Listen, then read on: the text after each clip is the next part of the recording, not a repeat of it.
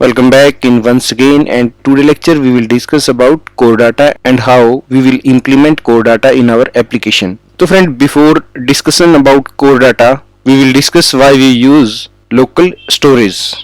In local storage we can store all the information necessary for our app according our requirement. In local storage हम all type की information को जो हमारी requirement के according necessary है उसको हम store कर सकते हैं.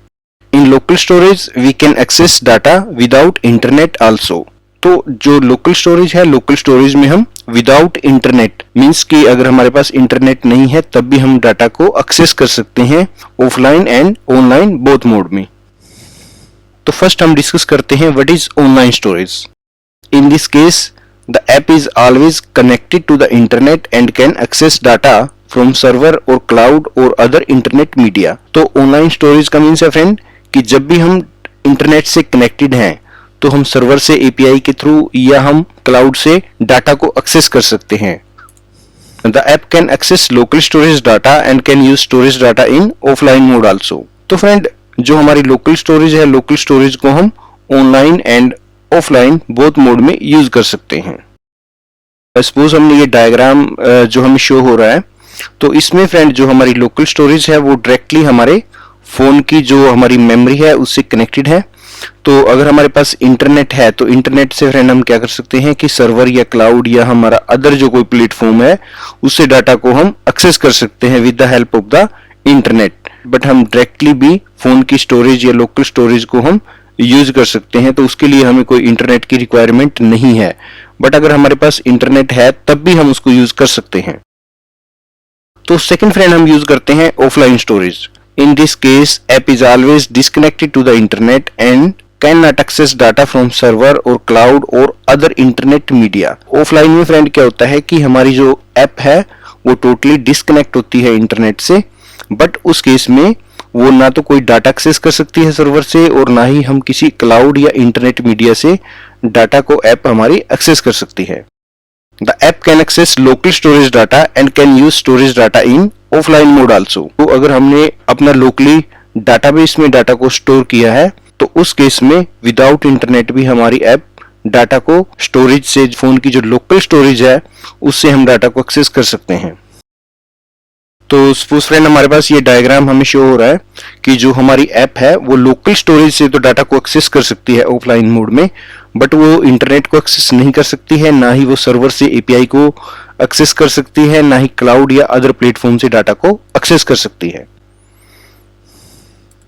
अगर हम ऑफलाइन मोड में हमने स्टोरेज में कोई डाटा को स्टोर किया है एंड हमने उसको सर्वर पे पुश करना है, तो फ्रेंड जैसे ही हमारी ऐप कनेक्ट होती है इंटरनेट से तो जो लोकल स्टोरेज का डाटा है वो एपीआई के थ्रू हमारा सर्वर पे पुश हो जाता है या क्लाउड पे या हमने किसी अदर प्लेटफॉर्म पे डाटा को पुश करना है तो हम उसको कर सकते हैं. तो जब तक फ्रेंड हमारे ऐप में इंटरनेट नहीं है तब तक वो हमारा लोकल स्टोरेज में हम उसको सेव करेंगे एंड जैसे ही हमारा इंटरनेट अवेलेबल होगा तो हम उसको सर्वर पे पुश करेंगे.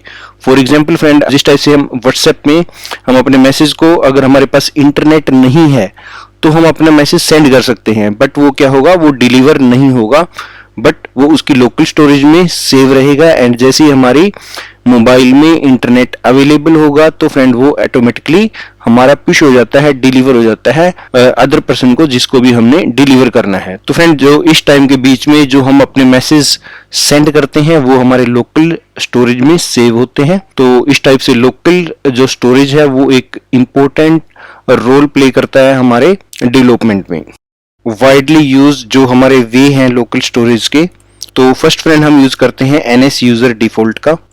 तो एनएस यूजर डिफॉल्ट के लिए फ्रेंड हमने एक प्रीवियस लेक्चर बनाया है, तो अगर फ्रेंड एनएस यूजर डिफॉल्ट का लेक्चर आपने नहीं देखा है तो डिस्क्रिप्शन बॉक्स में मैंने उसका लिंक दे दिया है, you can check in the description box. तो सेकंड फ्रेंड हम यूज करते हैं core data and third friend हम यूज करते हैं सिक्वल लाइट का एंड फोर्थ फ्रेंड हम यूज करते हैं property list and keychain का. तो आज का जो लेक्चर है फ्रेंड हम लोकल स्टोरेज के लिए हम यूज करेंगे कोर डाटा का. तो फ्रेंड नेक्स्ट हमारे पास क्वेश्चन आता है कि हमारे पास डिफरेंट वे हैं लोकल स्टोरेज के लिए. हम एनएस यूजर डिफॉल्ट का भी यूज करते हैं, कोर डाटा या सिक्वल लाइट का. तो हमने किस टाइप से डिसाइड करना है कि हम कौन से वे का, हम कौन से मेथड का यूज करें अपनी स्टोरेज के लिए। तो friend we can use any database but we should use according to data length. तो फ्रेंड ये हमारा डिपेंड करता है डाटा की कैटेगरी पे। अगर हमारे पास स्मॉल साइज डाटा है, सपोज हमने एक या दो एंट्री को, एक दो तीन या स्मॉल डाटा को फ्रेंड हमने दो तीन या चार पांच एंट्री को हमने स्टोर करना है, तो उसके लिए हम यूज कर सकते हैं, जो हमारे लिए बेस्ट है वो हम यूज करते हैं NS यूजर डिफॉल्ट।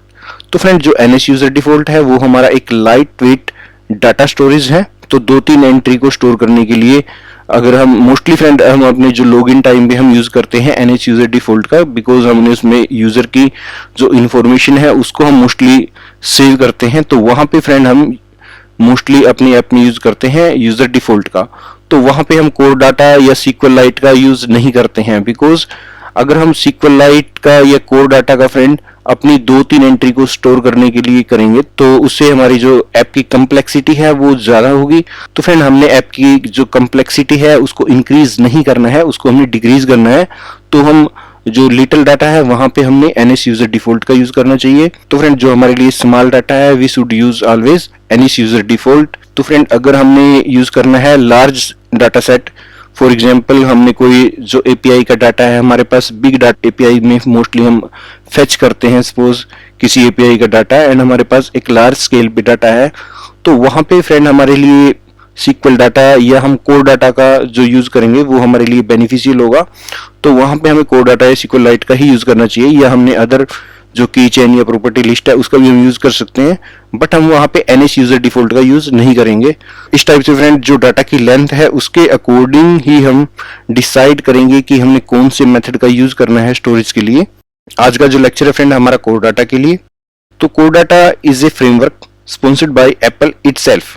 तो हमारे पास जो कोर डाटा है, कोर डाटा एक फ्रेमवर्क है जिसको एप्पल के द्वारा स्पॉन्सर किया जाता है। तो मीन्स की जो कोर डाटा है वो डायरेक्टली एप्पल के द्वारा स्पॉन्सर किया जाता है, तो डायरेक्टली फ्रेंड हम इसको एक्सकोड में यूज कर सकते हैं। इसके लिए हमें कोई थर्ड पार्टी को ऐड करने की रिक्वायरमेंट नहीं है। तो फ्रेंड जो कोर डाटा है, core data is not in SQLite database. तो कोर डाटा हमारा कोई SQLite की तरह डाटाबेस नहीं है। It is a powerful framework that can use SQLite to store data.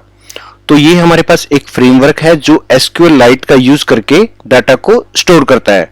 तो फ्रेंड ये हमारे पास ऑलवेज कंफ्यूजन होती है कि कोर डाटा हमारा एक डाटाबेस है। तो it is not a database, it is a framework that use SQLite to store data. Core data is an object graph management and persistent framework. तो कोर डाटा हमारे पास एक ऑब्जेक्ट जो हमें एक ग्राफिकली वे प्रोवाइड करता है डाटा को स्टोर करने के लिए, एंड परसिस्टेंट फ्रेमवर्क है। तो core data allow us to store data in the device and make them accessible again even after the app terminate। तो फ्रेंड जो कोर डाटा है, कोर डाटा हमारे को प्रोवाइड करता है कि हम अपने डिवाइस में डाटा को स्टोर कर सकते हैं, डिवाइस की मेमोरी में डाटा को स्टोर कर सकते हैं एंड उसको एक्सेस कर सकते हैं अगेन जब भी हम, अगर हम अपनी ऐप को टर्मिनेट करते हैं एंड अगेन उसको रन करते हैं तब भी हम अपने डाटा को एक्सेस कर सकते हैं। Core data is well integrated in Xcode, providing a visual interface for definition, entities, properties and relationship। तो फ्रेंड जो core data है वो Xcode में इंटीग्रेट होता है और हमारे को एक विजुअल इंटरफेस प्रोवाइड करता है एंटिटीज, प्रॉपर्टी या उसके रिलेशनशिप को डिफाइन करने के लिए। फ्रेंड जब भी हम कोर डाटा का यूज करते हैं तो कोर डाटा में डाटाबेस में जो ऑलवेज हमारी टेबल होती है फ्रेंड यहाँ पे, तो टेबल को हमने नेम देना है, उसको हम बोलते हैं एंटिटी।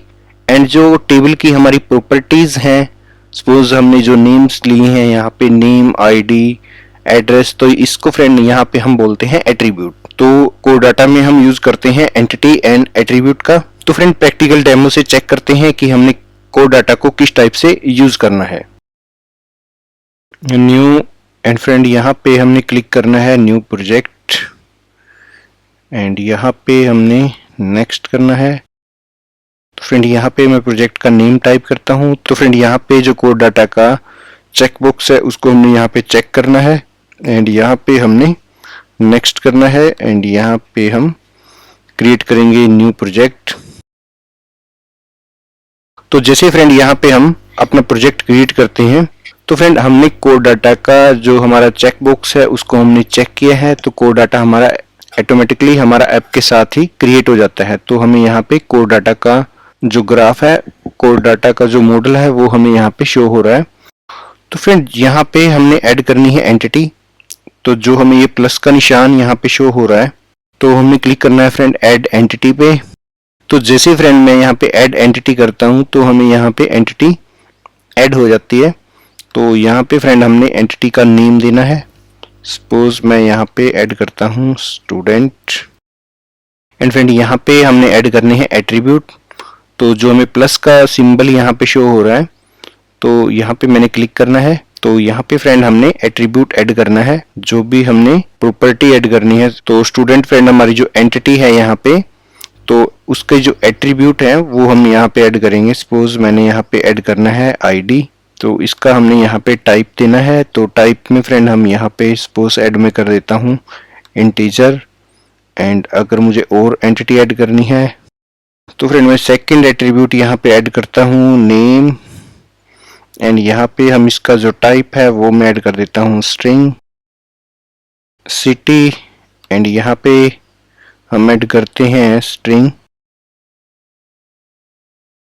तो फ्रेंड हमने यहाँ पे स्टूडेंट एंटिटी को ऐड किया है एंड उसके एट्रीब्यूट को हम इस टाइप से ऐड कर सकते हैं। तो फ्रेंड नेक्स्ट लेक्चर में हम कवर करेंगे कि कैसे हमने क्रूड ऑपरेशंस को कोर डाटा पे अप्लाई करना है, कैसे हम डाटा को सेव कर सकते हैं, एडिट कर सकते हैं, डिलीट कर सकते हैं। तो फ्रेंड ये हम अपने नेक्स्ट लेक्चर में कवर करेंगे। तो फ्रेंड अगर वीडियो अच्छा लगे तो प्लीज़ लाइक करें, शेयर करें एंड सब्सक्राइब करें। Thanks for the watching.